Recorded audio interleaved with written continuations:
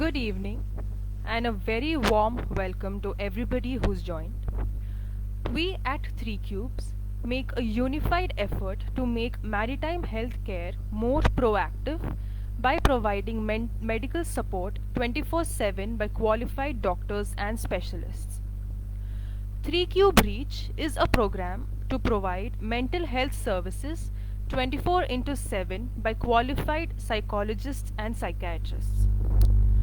This Healthy Ship initiative was started with the aim to bring to you a series of webinars each month. We spoke about COVID care in May, healthcare on board in June, leadership in July, finding your flow through hobbies in August, and mindfulness in September. Recordings for all of this is available and you can drop us a mail at wellness@3cubemedicare.com if you wish to access it. My name is Malvika and I am a psychologist with 3 Cubes. Today we'll be looking into boundaries and looking at how boundaries are important as well as understanding how to set and communicate boundaries. Please feel free to enter your questions in the chat box and we'll address them at the end of the webinar. Starting with what are personal boundaries? I think it's a well-known fact that all of us have numerous interactions with people on a daily basis 24/7. Be it with your romantic partners, be it in your workplace, be it with your family, be it with your friends, or be it whoever in your life, you have a lot of interaction. And it is a well-known fact that these interactions require a lot of our energy, our time. And sometimes what happens is this energy starts draining. And that's where personal boundaries come into play. So what are personal boundaries? Personal boundaries are nothing but the limits and rules that we set in our relationships, the various kinds of relationships that we form with people over time. This in turn helps us protect and conserve our energy, our mental, our physical, our emotional energy that we otherwise end up spending on these people and with the surrounding.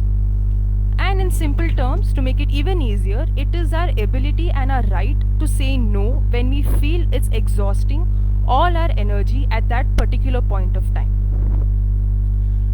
Now let's look at a few examples, a few situations that we've been facing on a daily basis. Starting with working from home. COVID-19 was a situation that I think all of us faced, and it has posed a lot of new challenges for us in terms of adjusting to a new lifestyle that is completely different from the one that we were used to. And because this shift was so sudden, most of us didn't really have a lot of time to prepare for the new adjustments, and we have had to improvise along the way. All of this has led to an increase in exhaustion, boredom, and isolation from the rest of the world. And this has also led to a blurring or a confusion of where our boundaries start, where our boundaries end, because I don't think any of us operated from a fixed working hours standpoint. Going on to the next point, that is working on board or working offshore for several months at length. When you're working on board, you're seeing the same faces day in and day out, you're following the same routine on a daily basis, and there is a huge chance of it getting very mundane or very redundant or very, very boring.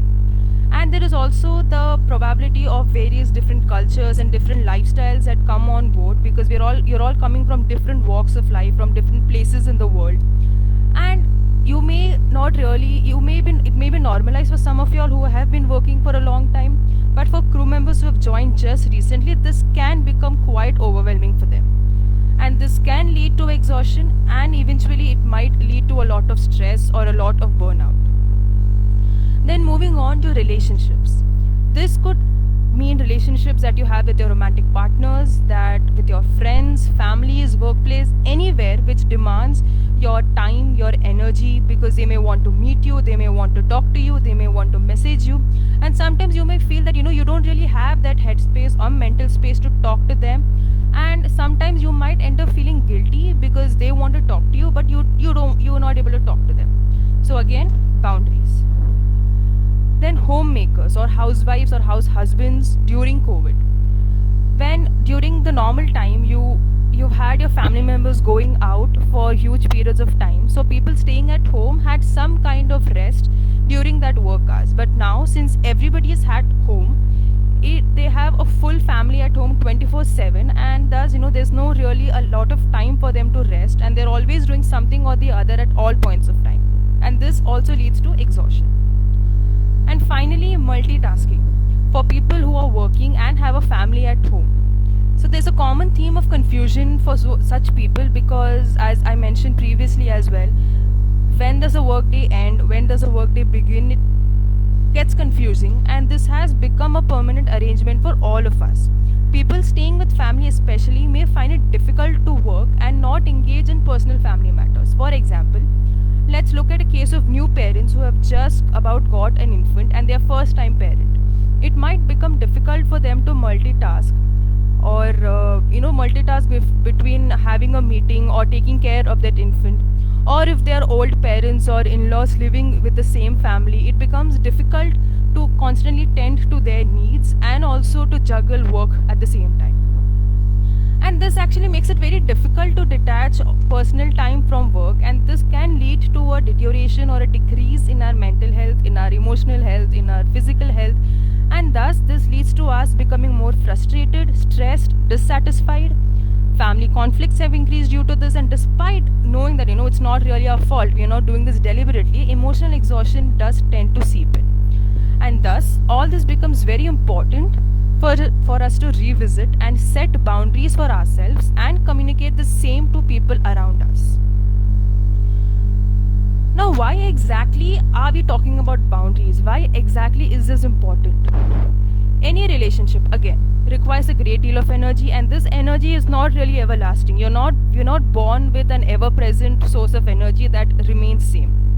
There will come a time when we realize, this energy is depleting and we need to energize, we need to charge our batteries again. And this is where boundaries come in and play a role. Firstly, it protects our relationships. We are giving ourselves the right to communicate our emotions, our feelings, and thus we're actually making the relationship also very strong. Because all of us know that healthy communication is the USP of any relationship, and boundaries also thus become very important for us to communicate and protect the relationship. Second, it reduces our stress and overall mental load. Setting boundaries will help us understand our saturation point, or the point of mental and emotional exhaustion where it ends, and it serves as a warning sign, it serves as an alarm which tells us to stop when we need to replenish our energy. Then fulfillment of our needs. Boundaries can also help you reach your goals that you've set for yourself at a speed or at a pace that you are comfortable with. Reaching this goal or fulfilling your needs will also tend to lead to a greater deal of satisfaction, a greater deal of happiness, contentment, again, which I don't think is a very bad outcome. Then interpersonal and intrapersonal respect. Again, communicating your boundaries to others can lead to an increase in not only the respect people have for yourself, but also the respect that you have for yourself. Because you're able to put yourself first, you're able to communicate to the world and to yourself what is it exactly that you need, and thus this leads to an increased feeling of acceptance by others and by yourself. So eventually boundaries become important because it gives us a space to work on ourselves and end up doing activities and make us happy, or gives us an overall sense of fulfillment. Now let's look at what are the various types of boundaries that we can set. Again, boundaries can be set for various aspects of our life, starting with our personal space or our personal bubble, our sexuality, our emotions, our thoughts, our feelings, the possessions or items that may belong to us, our time and the energy that we spend on different things, our culture, our religion, we may want to protect them because sometimes our religion may stop us from doing something that we're not very comfortable with. So boundaries is that which helps us communicate the same to the people around us. Again, these are some and not all aspects of our life where we can set boundaries for. Now, boundaries can be divided into 4 basic types, that is physical, psychological, intellectual and financial. Physical boundaries. Physical boundaries is nothing but our body, our privacy, our personal space It could be as simple as not being comfortable hugging a person. If a physical act, for example, say hugging or a public display of affection by your partner or somebody touching your arm, patting your shoulder or your back, makes you feel uncomfortable, weird, or disrespected, it is a violation of your physical boundaries. This can again be by anybody in your life. It need not necessarily be somebody you don't know. It can also be somebody who you know or who's close to you, and you may feel that they are disrespecting your physical boundaries. Moving on to your psychological or your emotional boundaries. This means being aware, being conscious of your own emotions and your feelings. Notice what are the times that you feel guilty, angry, ashamed, upset, or undervalued. All these emotions are warning signals that you need to establish a boundary against these situations or the relationships that are leading to such negative emotions. Moving on to intellectual boundaries. Intellectual boundaries is nothing but our personally held thoughts, our personally held beliefs or values about a certain matter, about a certain person, or anything in general. When you feel disrespected, humiliated, or hurt because these opinions are made fun of or opposed, or when you have a different opinion from others and people tend to mock you or taunt you for having that view, it could indicate that your intellectual boundaries are being violated. And finally, your financial boundaries. Financial boundaries could be violated. Let's talk about certain situations wherein you may feel uncomfortable or scared to ask the other person for money. This is a money that they've borrowed from you, and you feel hesitant or reluctant in asking that from the other person, or you feel reluctant towards spending a great sum of money over an object because you are not in a financially stable position at that time, or when you feel that you're overspending about beyond your budget capacity. These are times you need to pay attention to and realize that your financial boundaries are getting violated and they may need a revisit and a revision. Let's look at the most important part of our webinar, setting boundaries and communicating them. There are 4 very, very simple steps in setting boundaries, starting with defining. You have to start by defining and understanding what is it exactly that your boundaries are and for what are you setting them. And also the extent, as in how much of a boundary are you willing to establish for the given situation. So definition and defining is the first step. Second step, communicating. You have to be able to first communicate to yourself that, hey, listen, this is where I'm going to draw the line and I am not willing to go above and beyond this particular limit. And once you're able to communicate to yourself, start by communicating it to the other person. Stay simple. Don't complicate things. Don't use complex language. Keep it very simple, to the point, be precise. And consequences. Tell the person what will happen if at all they are not following your boundaries. It could be simple as you walking away from that place, or you cutting the call, or you're not responding to the messages. It could be anything that will let them know that this is why I need to respect the boundaries, because otherwise she or he will end up doing this. So 4 steps: defining, communicating, staying simple, and the consequences of not following the set boundary.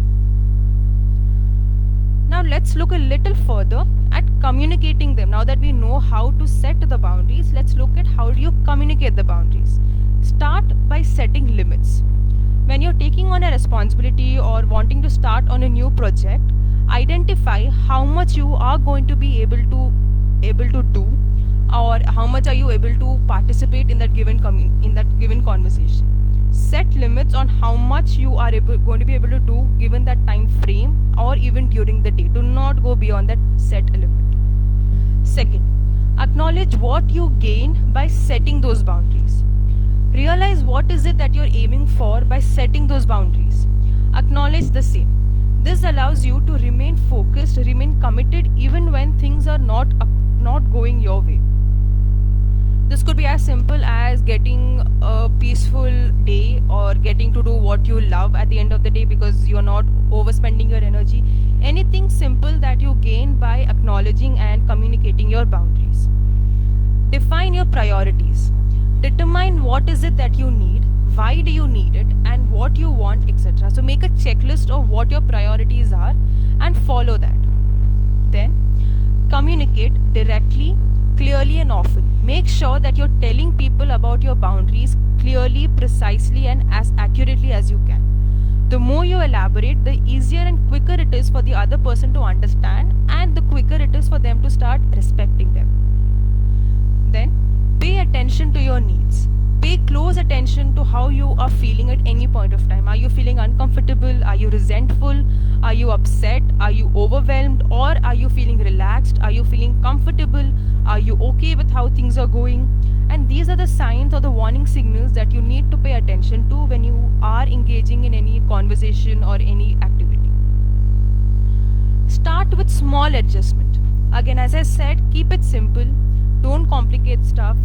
Start with very small adjustments. Committing to and following through with such small boundaries, setting small limits will actually help you boost your confidence and will make it easier for you to take on bigger decisions as time goes on. Because when you know that you're able to fulfill such small boundaries, such small limits, you get more confident to take on even more important boundaries with even more amount of people. So start. This becomes very, very important, especially in cases when you are not able to follow through your boundaries that you have set. Instead of judging or being hard on yourself, respond with a lot of kindness, be patient, and give yourself that time to try again. Now, let's look at a few self-affirmations that you can tell yourself when you are in the process of setting those boundaries or setting those limits. Let's take a moment to say each of them out aloud. Completely okay to say no.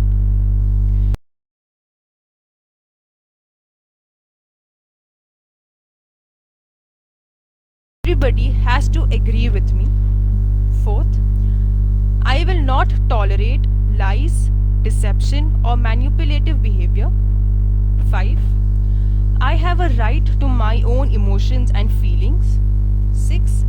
I will not answer work emails or work calls after a particular time in the day. I will respond to messages and calls only and only if I have the time and space to do so. Last, I will end a relationship as soon as it starts hurting me physically, emotionally, and mentally. Make time during the day to tell such statements to yourself, because this will serve as a booster for you when you need to set these boundaries. And remember that it is your right to say no, it is your right to tell the others when it is going above and beyond your capacity. And setting and being assertive about your boundaries is never a bad thing. So please start doing so, and please do it confidently. Start small, and I'm sure you'll be able to eventually reach to a point where you're able to communicate your boundaries to the other person. And with this, we come to the end of the webinar. I will